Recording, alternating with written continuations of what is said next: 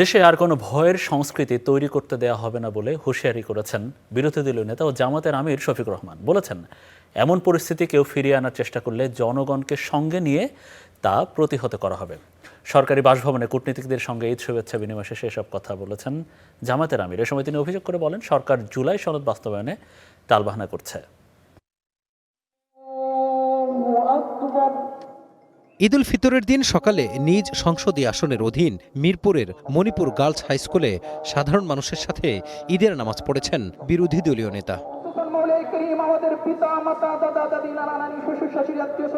নামাজ শেষে মুসল্লিদের সাথে ঈদের আনন্দ ভাগাভাগি করেন। পরে সাংবাদিকদের বলেন, যাদের জন্য ভয়হীন পরিবেশে ঈদ উদযাপিত হচ্ছে তাদের অধিকারকেই ভুলতে বসেছে সরকার।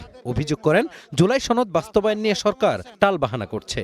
জনগণের কাছে আমরা যখন গিয়েছি, দুইটা ভোট চেয়েছি, একটা গণভোট আর একটা আমরা চেয়েছি সংসদ নির্বাচনের ভোট। ভোট তো জনগণ দুইটাই দিয়েছে, তো একটা হালাল হলে আর একটা হারাম হবে কেন? আর একটা যদি হারাম হয় তাহলে আর একটা হালাল হয় কিভাবে?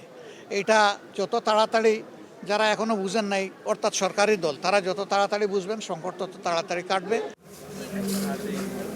5+ স্টার রেটিং প্রাপ্ত দেশের সর্বোচ্চ বিদ্যুৎ সাশ্রয়ী ওয়ালটন এসি স্মার্ট কমফোর্ট এখন নেক্সট লেভেলে। পরে মিন্টো রোডে বিরোধী দলীয় নেতার সরকারি বাসভবনে বিভিন্ন দেশের কূটনীতিকদের সাথে ঈদের শুভেচ্ছা বিনিময়ের আয়োজন করে জামাতে ইসলামী।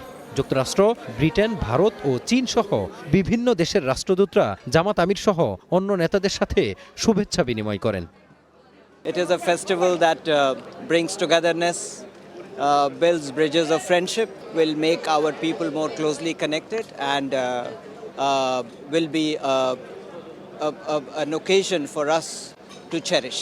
বিরোধী দলীয় নেতা ডক্টর শফিকুর রহমানের পক্ষ থেকে আজকে মিন্টো রোডে বিরোধী দলীয় নেতার পক্ষ থেকে কূটনীতিক এবং ডিপ্লোম্যাটদের জন্য আজকে ঈদের শুভেচ্ছা বিনিময়ের এই সুযোগে যারা এখানে এসেছেন এবং দেশবাসী যারা সোশ্যাল মিডিয়ার সুবাদে এদিকে নজর রাখছেন, আমি সকলকে তাদেরকে আবারও দেশে প্রবাসে ধন্যবাদ মোবারকবাদ জানাচ্ছি।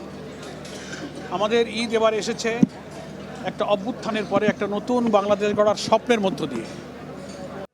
বিকেলে রাজনীতিবিদ, শহীদ পরিবার ও বিভিন্ন শ্রেণী পেশার মানুষের সাথে ঈদের শুভেচ্ছা বিনিময় করে জামাতে ইসলামী। এ সময় আমির জানান, দেশ ও দেশের বাইরে সবার সাথে সুসম্পর্ক গড়ে তুলতে চায় জামাত।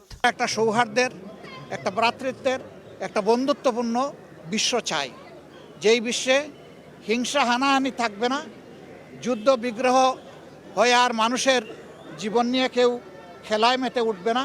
বয়ের সংস্কৃতি বাংলাদেশে আবার ফিরে আসুক, এটা কেউ চায় না, আমরা চাই না। ঈদের দিনকে ঘিরে রাজনৈতিক বিভাজন ভুলে একসাথে শুভেচ্ছা বিনিময়কে ইতিবাচক হিসেবে দেখছেন সংশ্লিষ্টরা। কূটনৈতিক ও রাজনৈতিক মহলে এমন সৌহার্দ্যপূর্ণ সম্পর্ক ভবিষ্যতে দেশে ও দেশের বাইরে সম্পর্ক উন্নয়নে ইতিবাচক ভূমিকা রাখবে বলে মনে করেন বিশ্লেষকরা। Mazharul Islam, star news, Dhaka.